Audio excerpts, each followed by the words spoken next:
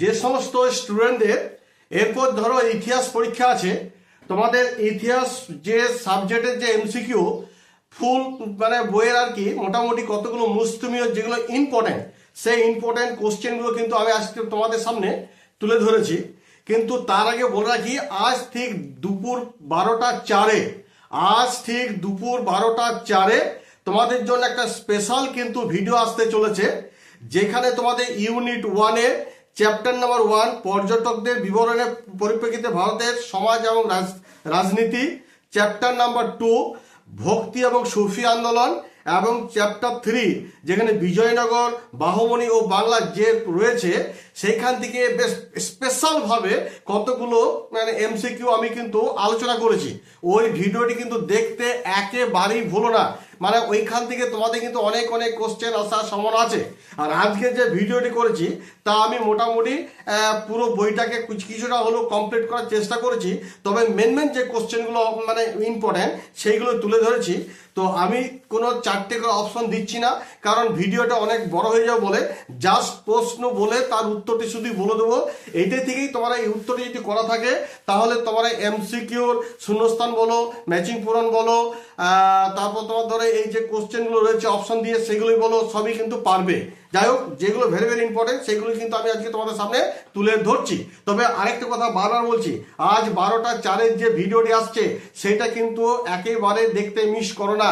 একবারে সমস্ত কোশ্চেনগুলো আমি দিতে পারিনি, ভিডিওটা অনেক বড় হয়ে যাবে বলে।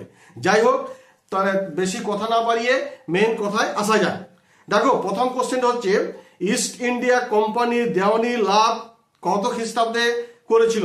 উত্তর হচ্ছে 1765 খ্রিস্টাব্দে। কোনো অপশন দিচ্ছে না, ডাইরেক্ট উত্তরটি বলে দিচ্ছি। 2 নম্বর হচ্ছে বেসিনের সন্ধি কত খ্রিস্টাব্দে স্বাক্ষরিত হয়েছিল? 1802 খ্রিস্টাব্দে। 3 নম্বর হচ্ছে ভারতীয় দণ্ডবিধি কত খ্রিস্টাব্দে রচিত হয়েছিল? 1835 খ্রিস্টাব্দে।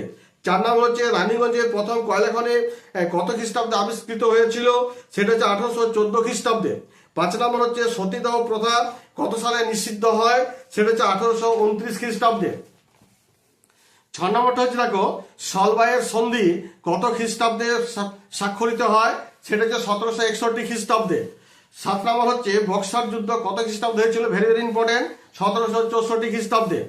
8 নম্বর হচ্ছে অমৃতসরের সন্ধি কত খ্রিস্টাব্দে স্বাক্ষরিত হয়? সেটা হচ্ছে 1809 খ্রিস্টাব্দে। 9 নম্বর হচ্ছে দেখো, আধুনিক পুলিশ ব্যবস্থার জনক কাকে বলা হয়? সেটা হচ্ছে লর্ড কর্নওয়ালিসকে।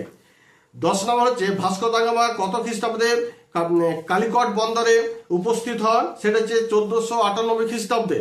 11 নম্বর কোশ্চেনে দেখো, উদয়মান সূর্য দেশ কাকে বলা হয়? উত্তর হবে জাপানকে। 19 নম্বরে দেখো, শ্রী শ্রী চৈতন্যদেবের সন্ন্যাস গুরু কে ছিলেন? উত্তর হচ্ছে কেশব ভারতী। 13 নম্বর প্রশ্নে দেখো, হিন্দু নারী সুরজ উপাধি কে পান? উত্তর হবে বাণী দুর্গাবতী। 14 নম্বরটি দেখো, সুফিবাদের পীর বা খাজা কাকে বলা হয়? উত্তর হবে গুরুকে। নেক্সট হচ্ছে দেখো, 15 নম্বর যে কোশ্চেনটি আমি বলবো সেটা হচ্ছে গুরু নানক প্রবর্তিত ধর্মের মূল মন্ত্র কি? উত্তর হবে সৎ শ্রী আকাল। 16 নম্বর কোশ্চেনে দেখো, আল বিরুনি কোথায় জন্মগ্রহণ করেছিলেন? উত্তর হবে উজবেকিস্তানে। 17 নম্বর কোশ্চেনে দেখো, হায়দার আলী কোথায় শাসক ছিলেন? উত্তর হবে মহীশূরের। 18 নম্বর কোশ্চেনে দেখো, রেলওয়ে মিনিটস কে প্রকাশ করেন? উত্তর হচ্ছে ডাল হস্যি। 19 নম্বর কোশ্চেনে দেখো, ইংরেজরা কলকাতায় কাকে আশ্রয় দিয়েছিলেন? উত্তর হবে কৃষ্ণ দাসকে। 20 নম্বর দেখো, নিমাইয়ের প্রথম স্ত্রী কে ছিলেন? উত্তর হবে লক্ষ্মী প্রিয়া দেবী। 21 নম্বর প্রশ্নটি দেখো, ভারতের প্রথম ভাইসরয় কে ছিলেন? ভেরি ভেরি ইম্পর্টেন্ট, উত্তর হবে লর্ড ক্যানিং। 22 নম্বর প্রশ্নটি দেখো, মুক্তদার নীতি কে ঘোষণা করেন? উত্তর হচ্ছে জন হে। 23 নম্বর কোশ্চেন দেখো, ইমাদ শাহী বংশের প্রতিষ্ঠা কে ছিলেন? উত্তর হচ্ছে ফতুল্লাহ ইমাদ উল মুলক। এরপর দেখো তোমাদের 24 নম্বর যে কোশ্চেনটি আছে সেটা হলো, কবির পন্থা অনুসরণকারী গৃহীদের কি বলা হয়? উত্তর হচ্ছে ভগত। 25 নম্বর কোশ্চেনে দেখো, গোলকুন্ডা রাজ্যের প্রতিষ্ঠাতা কে ছিলেন?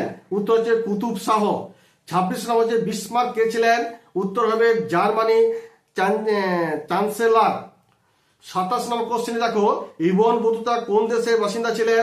উত্তর হচ্ছে মরক্কো। 28 নম্বরে দেখো কার রচনায় ময়ূর সিংহাসনের কথা জানা যায়? উত্তর হচ্ছে বার্নিয়ের। কথা জানিয়ে রাখি, যদি আমার ভিডিওটি ভালো লেগে থাকে তাহলে অবশ্যই কিন্তু লাইক এবং সাবস্ক্রাইব করে দিও। বারবার আবার বলছি, এখন যে ভিডিওটি ছাড়লাম মেন কতগুলো কোশ্চেন তো বলে দিয়েছি পুরো বই নিয়ে, কিন্তু আজকে ঠিক দুপুর 12টা 4 মিনিট একটা স্পেশাল ভিডিও ছাড়ছি, যেখান থেকে অনেক কোশ্চেন কিন্তু আসবে। মানে দুটি ভিডিও আমি এক জায়গায় করতে পারলাম না, ভিডিওটি অনেক বড় হয়ে যাবে বলে। যাই হোক, এবার হচ্ছে 29 নম্বর কোশ্চেন, ভারতে আগত প্রথম ইংরেজ পর্যটক কে ছিলেন? উত্তর হচ্ছে টমাস রো। 30 নম্বর হচ্ছে আধুনিক ভূগোলের মহান পিতা কাকে বলা হয়? উত্তর হচ্ছে মার্কো পোলোকে। 31 নম্বর দেখো দুয়াতের বারবোসা কোন দেশের পর্যটক ছিলেন? উত্তর হচ্ছে পর্তুগাল। 32 নম্বর হচ্ছে আমুক্ত মাল্যদা গ্রন্থটি ভাষা কি? উত্তর হচ্ছে তেলেগু। 33 নম্বর কোশ্চেন হচ্ছে আলীনগরের সন্ধি কত সালে কাদের মধ্যে হয়েছিল? এই সন্ধি হয়েছিল ইংরেজদের সঙ্গে সিরাজউদ্দৌলা 1757 খ্রিস্টাব্দের 9 ফেব্রুয়ারি। 34 নম্বর কোশ্চেনে দেখো পলাশী যুদ্ধের প্রথম সময় ইংরেজ বাহিনীতে সেনানায়ক কে ছিলেন? Robert Clive. 35 নম্বর হচ্ছে সিরাজের পরাজয়ের পর বাংলা সিংহাসনে কে বসেন? উত্তর হচ্ছে মীর জাফর। 36 নম্বর হচ্ছে ওয়েল্ড পলিটিক নীতি কে গ্রহণ করেন? উত্তর হচ্ছে কাইজার দ্বিতীয় উইলিয়াম। 37 নম্বর কোশ্চেনটা হচ্ছে অধীনতামূলক মিত্র নীতি কে প্রবর্তন করেন? উত্তর হচ্ছে ওয়েলেসলি। 38 নম্বর কোশ্চেনটি হচ্ছে দেখো যে নানকিন সন্ধি কাদের মধ্যে স্বাক্ষরিত হয়েছিল? চীন এবং ইংল্যান্ডের মধ্যে। 39 নম্বর যে কোশ্চেনটি হচ্ছে সেটা হচ্ছে তিয়াতসিনের সন্ধি কবে স্বাক্ষরিত হয়? 1858 সালে বা খ্রিস্টাব্দে। এবং 40 নম্বর শেষ যে কোশ্চেনটি বলবো সেটা হচ্ছে ভারতের প্রথম রেলপথ কোথায় প্রতিষ্ঠিত হয়? মহারাষ্ট্রে। এই যে তোমাদের 40টা কোশ্চেন দিলাম, এই 40টা কোশ্চেন তোমাদের ইতিহাসের পক্ষে ভেরি ইম্পর্টেন্ট। তাছাড়াও আমি কিন্তু স্পেশাল ভাবে আরেকটা ভিডিও করেছি, যেটা 12টা 4 কিন্তু ছাড়বো। তোমরা কিন্তু সেই ভিডিওটি কিন্তু অবশ্যই দেখে নেবে, সেখান থেকে বেশ ভালো যেগুলো ভেরি ইম্পর্টেন্ট সেই কোশ্চেনগুলো কিন্তু দেওয়া আছে। যাই হোক, এই বলে আমি এখানে ভিডিওটি শেষ করছি। যদি ভিডিওটি ভালো লেগে থাকে তাহলে অবশ্যই কিন্তু একটা সাবস্ক্রাইব এবং লাইক করে দিও। আরেকটা কথা লাস্টে বলে নি, যেটা প্রথমে বলা আমার উচিত ছিল, সেটা হচ্ছে যে তুই এমসিকিউ মুখস্থ করে কিন্তু কোনো হয় না, মুখস্থ করে পরীক্ষা দেওয়া যায় না। তোমাদের কিন্তু পাঠ্য বই রিডিং করতে হবে। তোমরা কিন্তু পাঠ্য বই আগে ভালো করে পড়বে, তারপরে এমসিকিউ গুলো তোমরা দেখে নেবে। ধন্যবাদ।